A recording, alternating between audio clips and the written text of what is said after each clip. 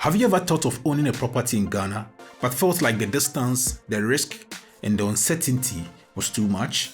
You are not alone. Thousands of people in the diaspora want to invest back home, but they don't know where to start, who to trust, and how to avoid costly mistakes. In today's episode, I'm going to walk you through how to make your first real estate investment in Ghana, even if you are living abroad.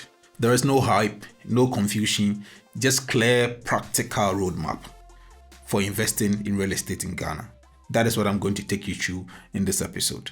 Welcome to Kumadoh Perspective, your trusted platform for investing in real estate, business in Ghana and across Africa. If you are serious about building wealth through property, make sure you subscribe and stay connected.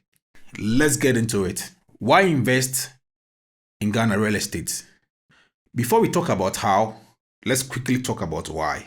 Ghana's real estate market is growing very fast, and I think we all have to catch up with it, because the way it's moving, it's getting interesting, and we have to tap into that sector and make some fortune out of it. So that's why I'm bringing you this podcast. Now let me break it down. You have a rapid expanding middle class, increasing demand for housing, strong diaspora interest, and rising property values in key areas like Accra, Tema, and Kumasi. So this means just one thing: opportunity. It's just opportunity. Step 1, define your investment goal. The first mistake most people make is jumping in without clarity. So you ask yourself, what at all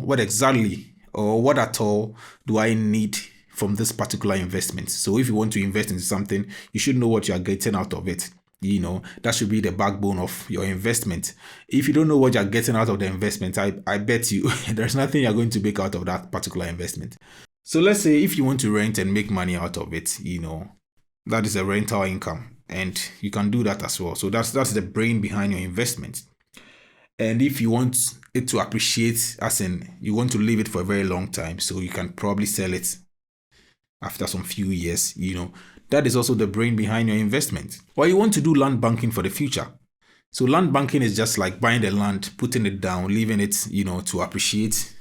After probably, let's say you buy the land for X amount of money today, and in the next 10 years, you try to sell it for Y amount of money. For land, it will always appreciate. Yes, so, if that is the brain behind your investment, then it makes a lot of sense to invest. So always make sure you have clarity. The reason why you are investing. So you don't end up investing in something that isn't going to help you. So your investment goal determine everything: your location, the property type, and your budget. So if you want high rental income, if your main goal is for rental income, you have to focus on places with high demand, like location with high demand, like East Legon, Airport, and Spintex. So in a nutshell, I would say that clarity is the foundation of everything. Clarity is foundation. You have to be clear. Make sure that you know what you are doing. You know what to expect. It's just like knowing the end of the road before starting it. Step 2, set realistic budgets. Don't just budget for the property price. It's very, very important. You have to consider a lot of things: legal fees, agency fees, documentation, possible construction, or finishing cost. Yes, so sometimes you have to finish the property. Probably, let's say you get yourself a property and you realize that no, the washroom isn't actually what you want, and to attract a lot of people, to attract a lot of rental income, some people take all those kind of stuff into consideration. And when you get a tenant and he comes in and see that, okay, he sees, okay, the washroom isn't like so nice, or probably the kitchen. People pay attention to kitchen as well. So these are the finishing you could do yourself, you could add. It's just like adding value to the property and renting it out. If you're abroad, also consider factors like currency exchange rates, transfer fees, all those things. You have to take all those things into consideration. So when you are budgeting, you budget with all those kind of stuff. Make sure you have miscellaneous, you have some amount of money left, for all those kind of stuff. Because in Ghana, there are a lot of surprises.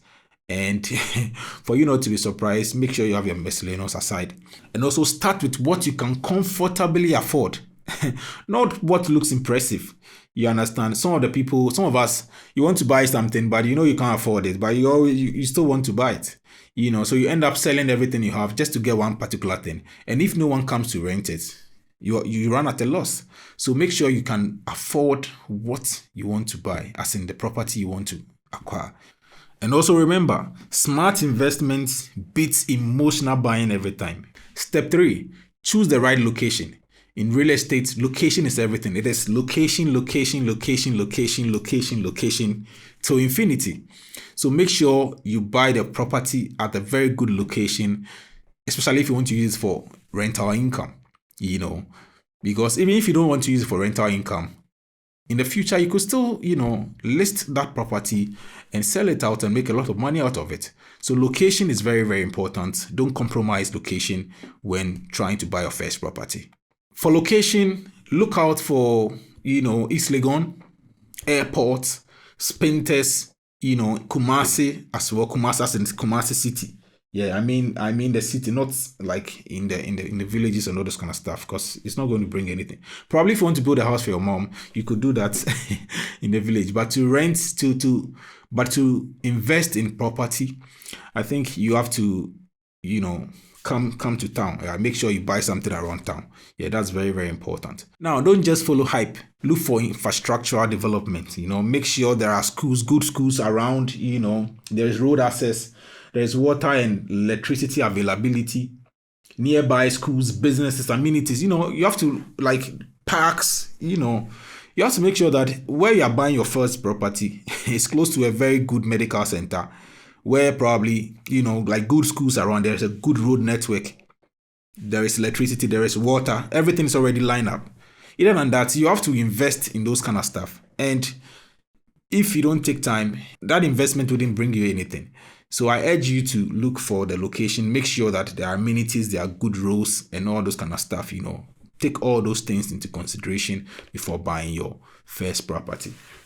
Step 4, work with trusted people only.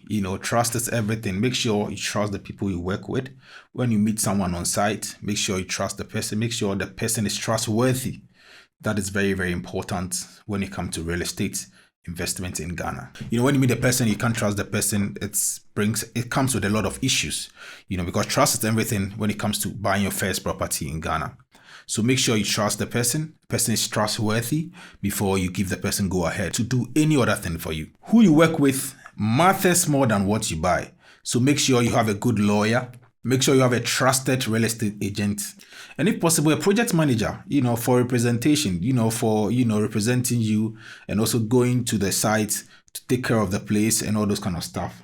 Don't rely on WhatsApp pictures, WhatsApp messages, or family relations or family connections without verification. If someone is introduced to you, make sure you verify, you are sure that the person is who they say they are before you hand them over your property, or probably you hand them over the money to do any kind of transaction for you. That's why you need a good lawyer to take care of all those kind of legal stuff and all that. So make sure you trust all the people around you. It's very, very important. In Africa, it's not easy to trust people, and people can tell you they are A, but the point is they are B. So make sure you have good people around you before you acquire your first property. Step 6, verify land and property. That is very important. I said it earlier on, but make sure you verify the land and the property before making any other payment. And always verify the documents and verify the ownership. These verifications are very, very important. So before you do any payments, make sure you do your land search. You go to the Lands Commission. Make sure you run your search. They have 2 types of search. There is one particular one that is very, very fast. It's like one day search or kind of stuff. Don't do that kind of search. Make sure you give them ample time to run like a detailed search on the property you are trying to acquire. It's very, very important. It's going to save you a lot of money. The moment you skip that process, you are going to lose a lot of money. You can buy a land and someone can also come and tell you that they've also bought the same land, because probably one person in that particular family sold it to party A and you also bought it from party B. They are all from the same family, but it happens a lot in Ghana. So make sure you run your search. Anyone who owns the title owns the land. The title is the most important thing. I'm just a bit passionate and also emotional when it comes to this kind of topics, because I've gone through a lot of stuff, and based on personal experience, that's why I'm doing this podcast, to help you out so that you don't fall into that trap just like I did previously. And also make sure you know the rightful owner by running the search. Make sure the land is not a government land. People can sell you government land. Yes, it's very, very, it's possible in Ghana. Make sure the land is not under dispute. That means there's no litigation on the land. Probably the land is in court. They have litigation going on the same land they are trying to sell you. So make sure you do that verification. Make sure those things don't happen, because you end up going to court just because of one piece of land you bought. Also check for site plan, indenture, and building permit. It's very, very important, especially if you are buying an uncompleted house, then you should be getting the building permit as well. Because, without the permit, it's impossible to build. So you need a permit to build. After you bought the land, you need a permit to build. The indenture is an agreement between the family. That's in the owner of the land and you yourself. And it's also like a receipt or probably an agreement between you and the seller.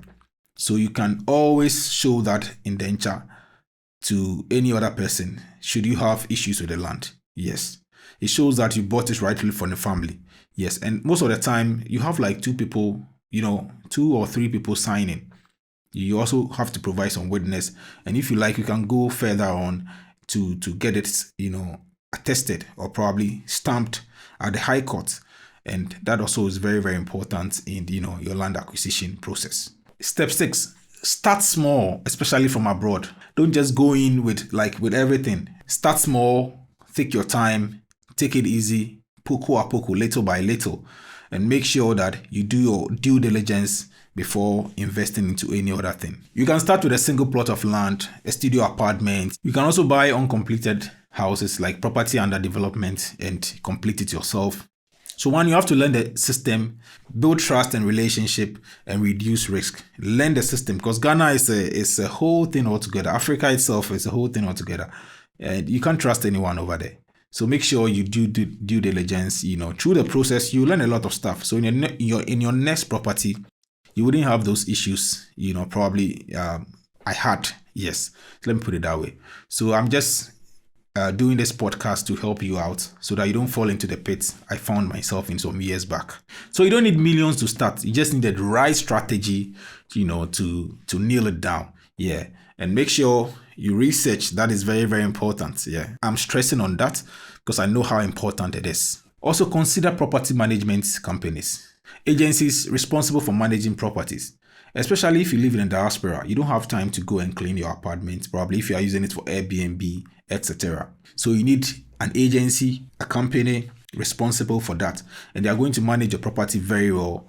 It has to do with the type of agency, and they also come with their fees as well. So you have to check them out and know their percentage. If you think you can afford it, you can go in for them. Common mistakes to avoid: buying land without proper documentation. We mentioned it earlier on. Sending money without contracts. Any money you send to anyone, make sure there is contracts, there's something holding the two of you together so that if there's an issue, you can always fall on that contract, to retrieve your money. Trusting unverified agents. Make sure any kind of agent you work with, you trust them. Make sure you verify them before trusting them. That is very, very important. Ignoring legal process. Make sure you go through due legal process before acquiring any property. And also rushing into deals out of fear or missing out. No, don't rush into any deal. Take your time. Anytime you hear of a property, just go relax. Give yourself 1 week. Think of it. Make sure you have enough money. You don't have to sell everything to acquire one property. Sometimes it works. It has to do with the situation, but in your case, it's your first property. So make sure you relax, take it easy, don't rush into it, and that will save you a lot of money. So if you are thinking of investing in Ghana, let this be your sign to start. But make sure you start smart. Start smart, that's the word. Start smart is very, very important to start smart. The truth is, the best time to invest was yesterday, but the next best time is today. So invest now. If you found this video helpful, please like, share, subscribe, and share it to your diaspora friend or brother who needs to see this video. If you want guidance on your first investment in Ghana, reach out and I'm going to help you out. This is Kumadoh Perspective, where we turn information into opportunity. See you in the next episode. Bye.